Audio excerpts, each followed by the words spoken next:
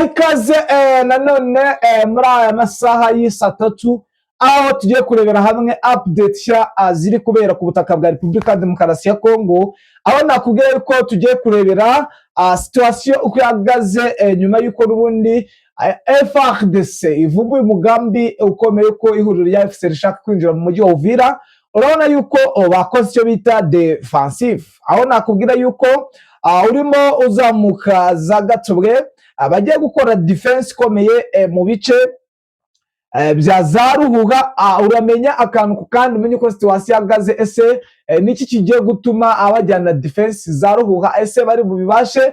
Ngibi rero ugiye kumenya uko situation ihagaze, ndetse ku murongo wa telefone turakira umuroko w'ifama tubwire uko situation ihagaze mu bice bigiye bitandukanye, tubwire imirwano iri kubera Masisi, Minembwe ndetse n'utundi duce tugiye dutandukanye. Turibaza ibikomeje kugenda biba n'ibikomeje kugenda bigaragara aho Kisangani ibintu byahakaze, ndetse ubona yuko amateka yahabereye mu gihe cyashize byaba byongeye kugira, ariko ihuriro rya FCR ryahuye n'akaga kuko drone yabohereje Kisangani bahise bayimenasa. Uramenya uko iyo drone icyo yari igiye gukora, ndetse abenshi baravuga ibitanogeye n'ibidakwiye, ariko uramenya akantu ku kandi amakuru ya Zandani urabisobanukirwa. Ni mu gihe kandi turi bwibande cyane uko urugamba ruhagaze, ndetse n'ibice by'ingenzi ihuriro rya FARDC bashaka gufata, ndetse basimbutse ibice n'ubundi ihuriro rya FC rifite. Nkundira rero tugendane akantu ku kandi turebe ko situation ihagaze, umenye uko byifashe ano masaha. Reka rero mbanze mushimire wowe wahisemo kubana natwe. Ikindi kandi nawe kitwumva bwa mbere urebe munsi ya video ukande kuri subscribe, like, share, bityo nayongere mu muryango mugari wadahema kumva amakuru acukumbuye kandi yizewe. Nge muri kumva rero ndizamiha umugisha. Ku murongo wa telefone tugiye kwakira umuroko w'ifoma Bwana Bizima. Bwana Bizima, waramutse neza nanone? Mwaramutse mute? Uzangana sana ugerageza ndumva nkumva kure cyane. Ndi kukubwira nti mwaramutse mute nanone, derukana akuvugana mu ijoro mu rukera ntakubuze. Ngo niko bimeze, niba byoroshye ikirere n'amanetwork ntabwo biba byoroshye. Mufite akavura kenshi? Ntabwo ari imvura gusa, ahubwo ni imvura nyinshi cyane ifatika y'amanywa n'ijoro rwose idakuraho. Yes, nkundira rero tugiye ku mirongo y'imbere y'urugamba, ariko mbere y'uko wenda dukomeza ku mbere y'urugamba, n'umwe mu bandakavazi banjye urwana kuri kote y'ihuriro rya FARDC wamaye uko situation yaho ihagaze, aho yambwiye ko hano kuri Plaine d'Auzis ibintu bikomeye cyane, aho nakubwira ko mu gace ka Kiriba harunze abasirikare benshi bagomba gukumira ihuriro rya FCR bamaze kuvumbura umugambi ukomeye wo kwinjira mu mujyi wa Uvira. Ni mu gihe kandi bari kuzamuka hano za Gatobwe na Kitutu berekeza n'ubundi ni hafi na hano za Kavimvira, ubona yuko bashaka kwerekeza aho bita za Ruhuha kugira ngo bahashyire defense yo gukata inzira ya za Kabunambo. Ino nzira n'ubundi niho ihuriro rya AFC ricisha imisada ijya gutabara abari muri ba bice bya Minembwe. Ni mu gihe kandi hari n'inzira ya za Gatobwe werekeza za Bijombo, aho n'ubundi bashaka kujya. Ubwo ni hano iyo tuvuga zino nzira wenda hari agace bita za Imamba, nyine n'aka gace ka Gatobwe na hano za Bidegu, ubwo werekeza mu Minembwe. Izi ni inzira n'ubundi zica hejuru ya Uvira. Ubona yuko iri huriro rya FARDC ryamaze guplaninga gahunda zose z'uburyo ki bakata ino nzira n'ubundi ikorerwamo deployment ikuriba mu birindiro bikuru bya AFC biri hari za Remera hejuru haruguru ya Sange. Ubona yuko n'ubundi n'ubwihuriro rya AFC M23 riri gukora gatendo ndetse no guplaninga uburyo byakwisubiza umujyi wa Uvira, ariko urabona yuko n'ihuriro rya FARDC ryamaze kuvumbura umugambi wabo, ukabona ko bamaze gukora icyo bita defensive. Bwana Bizima, iyi ni ishusho nahawe n'umwanda kavazi wanjye wo muri FARDC, anambwira ko hano za Kanamnambo na za Gatobwe tayari bamaze kugezaho amadefense, ubona yuko bishobora kutaza guhira iri huriro rya AFC. Bwana Bizima, mbere yuko utujyana ku mirongo wenda y'urugamba, byifashe bite ibi undercovers wanjye avuga, arimo arikina cyangwa birashoboka yuko bitari buze guhira iri huriro rya AFC? Ibintu byose aho birashoboka, kuko ni urugamba nyine urabona ko baba bategura byinshi cyane, ndetse no ku ruhande rwa FARDC nabo baba bategura ibindi. Rero inshingano n'ibyo biyemeje kuba bakora mu buryo bwo kugenda bagira ibyo bahindura ku rugamba bafata uduce dutandukanye, ni ibintu bishoboka bitewe na situwasiyo wo muri iyi minsi n'uburyo M23 iri gukora hirya no hino ahantu ikorera operasiyo zose, ubona ko isa naho iri gukora ibintu bidasanzwe, kandi ubona ko isa n'iyanyeganisha byanze bikunze FARDC bitewe n'ibitero igenda igaba hirya no hino.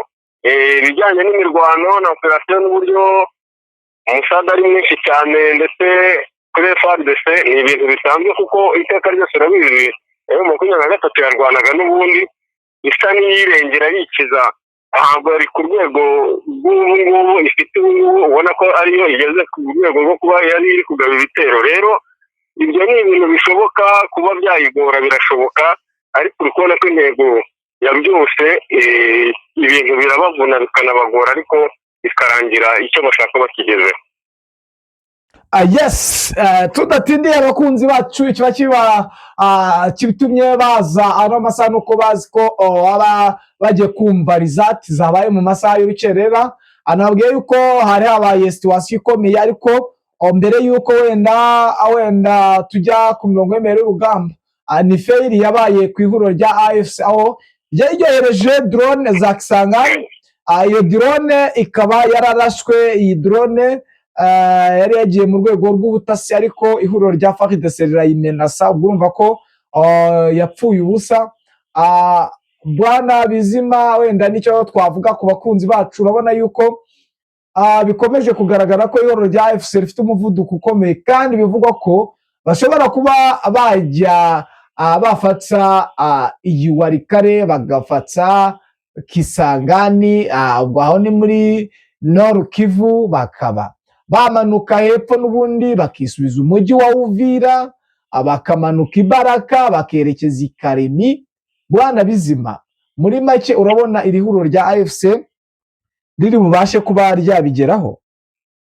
Ego, ubu urabona intego bafite cyane ujyanye na operasiyo bari gutegura n'ibintu bari gukora hirya no hino, urabona ko bafite intego zikomeye cyane ushobora kugeraho zibagoye, bijyanye n'uko FARDC nayo ubona ko yakoze hasi, ifite ibikoresho, ifite abasirikare benshi, ariko hasiyo nini irimo abantu b'abahanga bacanshuro n'abandi, ariko ku muvuduko AFC ifite ubona ko bishoboka ko byaba ni ibintu bari kugeraho muri iyi minsi, ubona ko bari kubigeraho bibavumye, ariko bakagerageza kubikoresha umuvuduko udasanzwe, ku buryo utabona ko ari ikintu bagambirira gukora mu buryo bushoboka kigashoboka. Uduce bashaka ni twinshi, ariko muri twinshi nubwo hari aho basanga hari urukuta n'imbaraga nyinshi ku ruhande rwa FARDC, ariko ntabwo babura ibyerekezo bimwe babona bakwigarurira mu buryo baba babiteguye, bafite gahunda yo kugaba ibitero bashaka kwigarura uduce twinshi.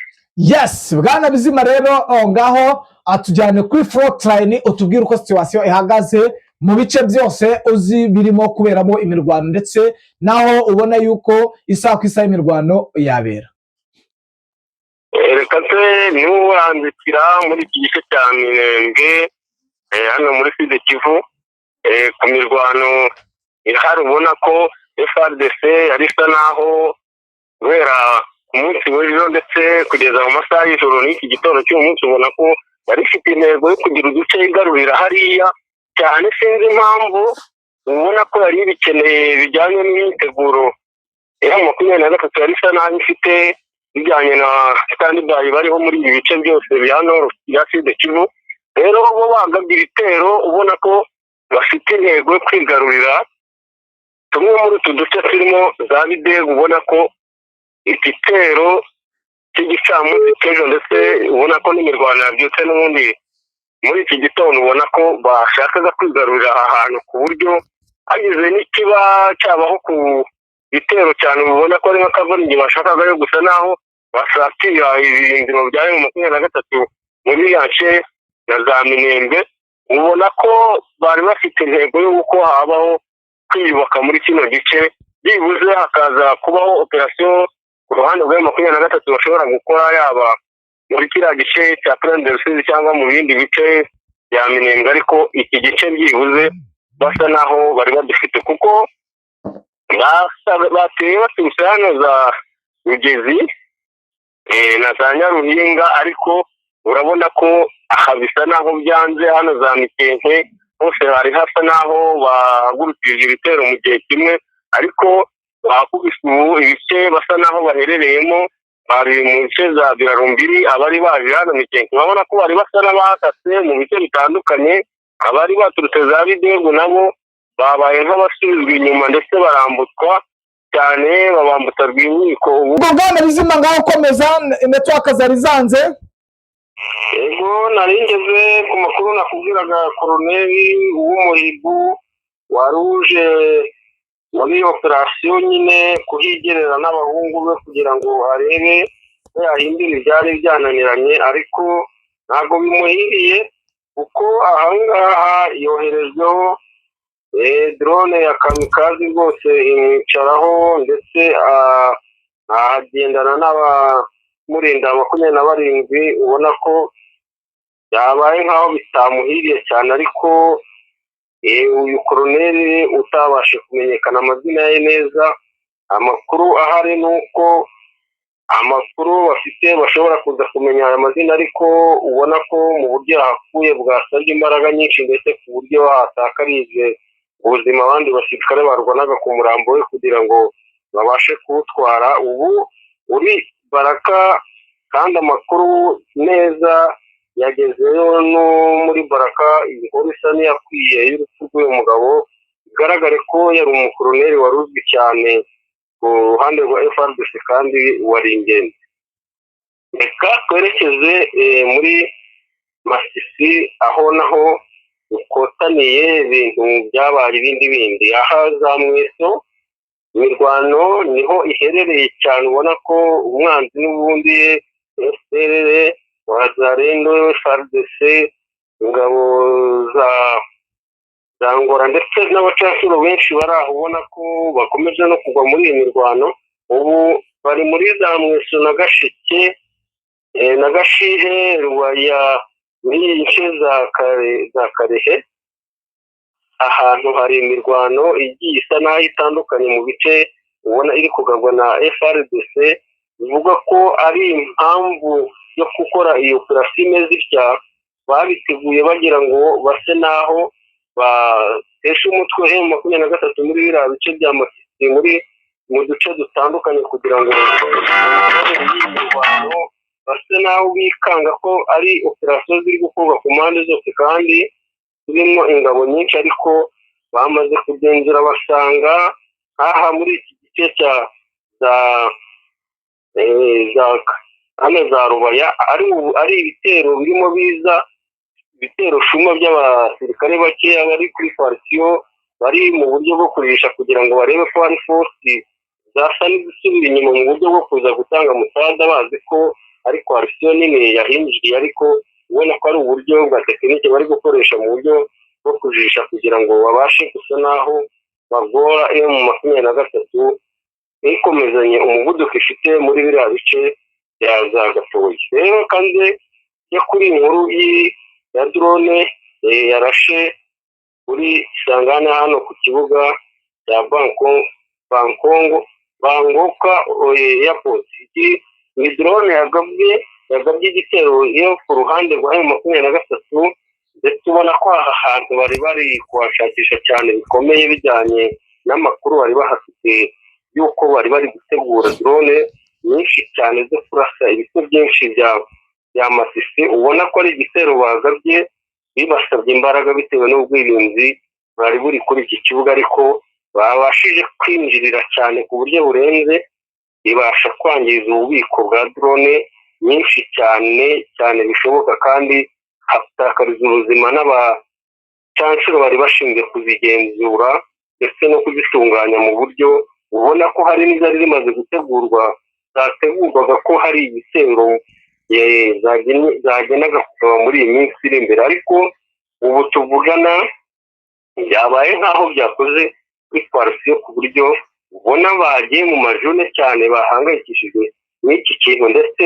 iyi nkuru ishobora kuba yaguye nabi ubuyobozi buri Kinshasa ku ruhande rwa FARDC, bitewe n'uko bari biringiye ko ubwirinzi bw'ikirere buri hano buhambaye cyane, kandi ubona ko bwasaga n'ubugenzura iki gice cyane, bari barashizemo imbaraga ko ubwari buhari babwimuye bakabujyana mu kindi cyerekezo, ubundi bwari buhaje bukaba bwari busa naho buri ku rwego rwo hejuru burenze ubundi, ariko urabona ko M23 yarangiye ibinjiriye kandi ikaba isa naho ibashyizeho inkuru mbi cyane batazibagirwa muri iyi operasiyo bari gukora. Yes, bwana Bizima, reka tugushimire kuri update utwapudetinzeho sahi, tukwifuriza kugubwa neza, ndetse n'ubundi update zo nakagaruka mu masaha ari imbere n'ubwongere twapudetinge. Yego. Namwe bakunzi ba Kigali News, reka tubashimire tubifuriza amahoro y'Imana, ndetse twihanganisha bikomeye abari muri zone y'intambara ndetse n'abarwayi muri rusange. Ciao, Imana ikomeze ibane namwe.